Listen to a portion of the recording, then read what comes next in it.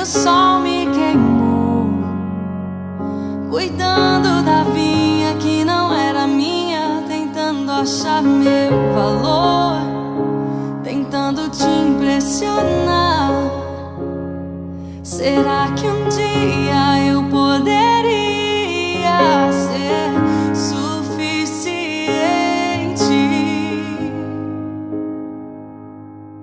Em casa, na mesa, em meio aos meus irmãos, eu descobri a extensão do teu amor.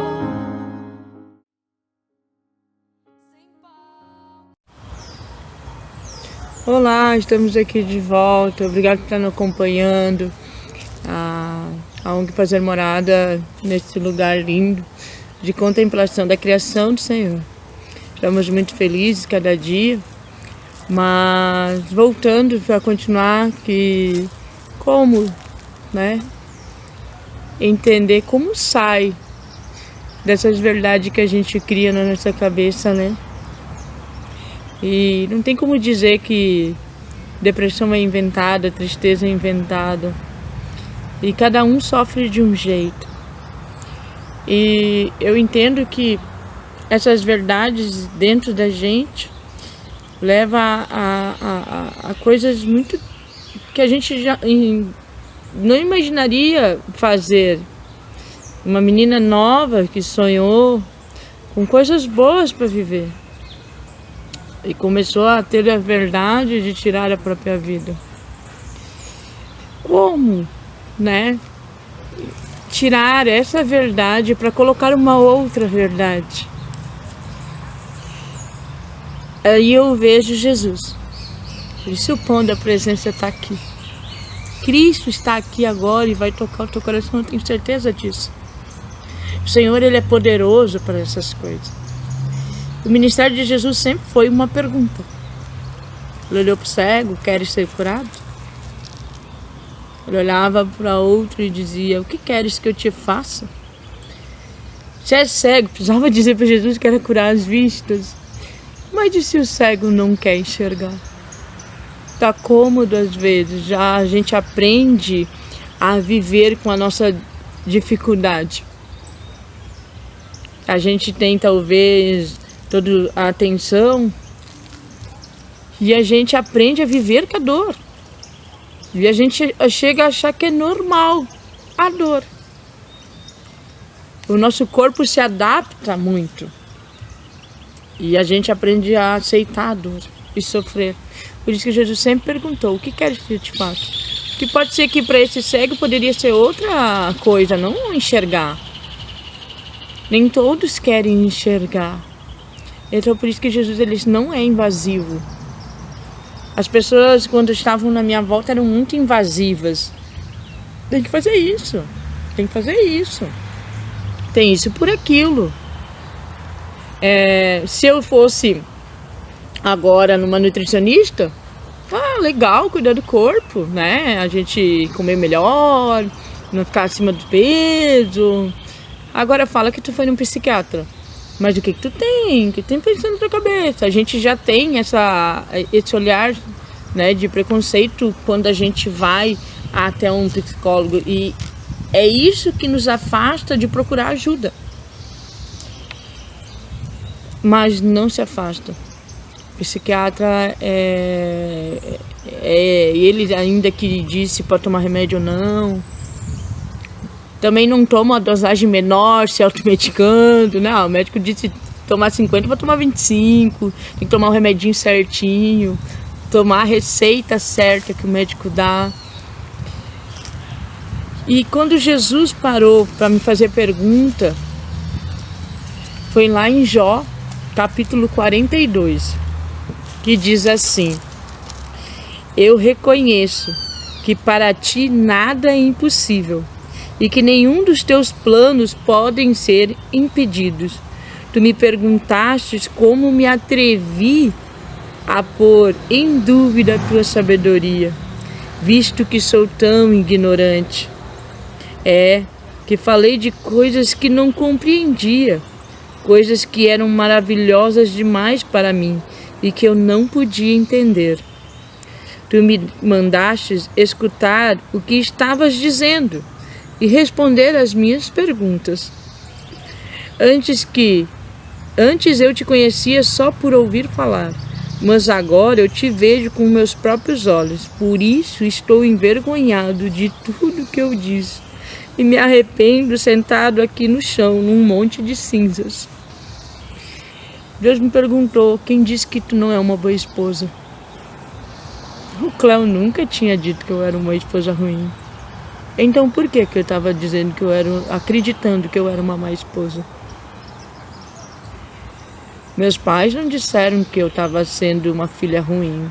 Por que eu acreditei que eu estava fazendo vergonha para os meus pais? Eles nunca falaram. A Laura nem falava. Como para ela seria o melhor deixar ela? Deus, que, como eu disse no outro vídeo, não tem pensamentos de morte, não tem pensamentos ruins, pelo contrário, pensamentos de paz. Por que eu estava dizendo que Deus tinha me esquecido? Quando essa pergunta caiu em mim, eu vi que todas as verdades estavam embasadas numa grande mentira do inimigo, Satanás. E ela se desfez porque essa pedra de mentira se desfez.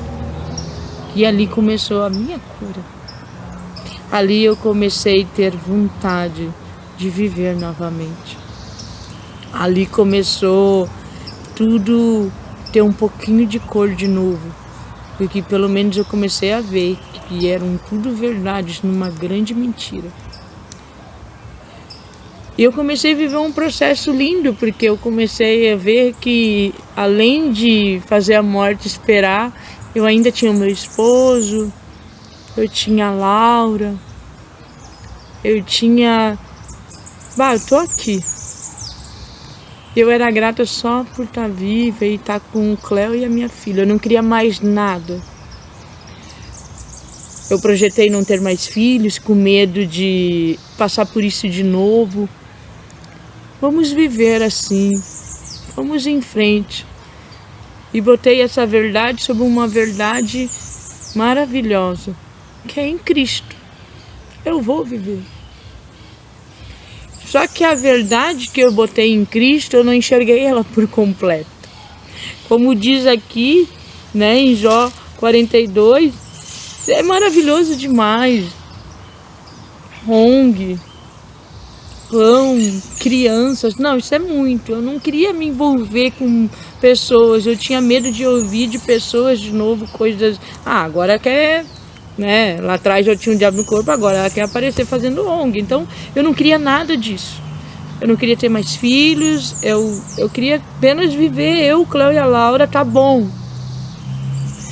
Só que quando a gente vê a verdade de Cristo, Cristo tinha projetado não só eu viver. Qual é o pai que não quer ver seu filho crescendo? Qual é o pai que não quer o seu filho dando vida para outros filhos? Deus é geracional, não ia parar só em mim. Tinha que continuar nas minhas filhas. Não era só a Laura que ele tinha para mim, não era só o Cléo que ele tinha para mim. Ele queria uma vida próspera, de abundância, de vida, de alegria. E aí a ONG estava surgindo em meio àqueles pães que eu recém estava começando a fazer ali para mim, e aí a minha vizinha. E daqui a pouco algumas pessoas estavam procurando ajuda além do pão, e aí eu fui para dentro de um quarto e eu chorei e disse: Deus, eu não quero nada, eu tenho medo de sofrer de novo. Eu tenho medo. E aí eu estava vendo que se eu não aceitasse viver em abundância de coisas que eu achava que eu não era merecedora de receber, que a gente sempre quer se achar merecedor, e Deus, quando Ele salva, é uma graça imerecida. Eu não merecia ser salva, mas Ele foi bondoso e quis me salvar. Ele ama a todos, Ele quer salvar a todos. Nós não merecemos. Sabe, receber favor de Deus não pode ser orgulhoso, precisa ser humilde. E eu estava sendo orgulhosa a ponto de não receber mais do que só estar viva. Só estar vivo não influencia. A gente precisa viver em abundância com Cristo. E aquele foi um momento onde eu vi que eu não pensava mais em morrer, mas eu tinha medo de acontecer qualquer outra coisa parecida e aí eu morrer. De eu trazer aqueles pensamentos muito mais fortes de novo.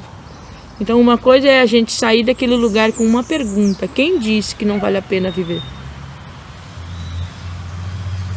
Outra coisa é como viver para que tu não viva de novo esse processo. Para que tu não queira de novo passar por isso. Aí é aceitar os planos e as bondades de Deus que se renovam todos os dias, todas as manhãs sobre as nossas vidas. Eu achava que eram coisas demais, mas não. O Senhor, antes eu ouvia dele, agora os meus olhos veem ele. É por isso que nasceu a Fazer Morada. A Fazer Morada nasceu no momento onde eu não estava mais carente, aonde eu não estava mais precisando da opinião de alguém, aonde a opinião de alguém não me influenciava. Quando eu estava livre, o Senhor me fez eu ficar livre da opinião de pessoas a não ser dele, do meu esposo e das minhas filhas. Quando eu fiquei livre, mas escrava em Cristo de fazer o que Ele, porque como eu trago esperança, como eu disse, como eu trago esperança à memória, olhando para Ele, o amor dEle. Quando eu vi isso, então nasceu a ONG, esse projeto de poder cuidar de mais pessoas. Só que sozinha a gente não sai desse lugar. Sozinha a gente não sai. Algo o Senhor, Ele é poderoso, Ele faz. Outra coisa é como sair desse lugar para não ficar só vivendo, e sim viver a vontade dEle. Outra é como fazer essa caminhada, e é isso que nós vamos falar no próximo vídeo. Que Deus abençoe essa vida. A tua mesa cura, tua mesa cura. Aqui tem vinho e pão, tem um lugar pra mim. A tua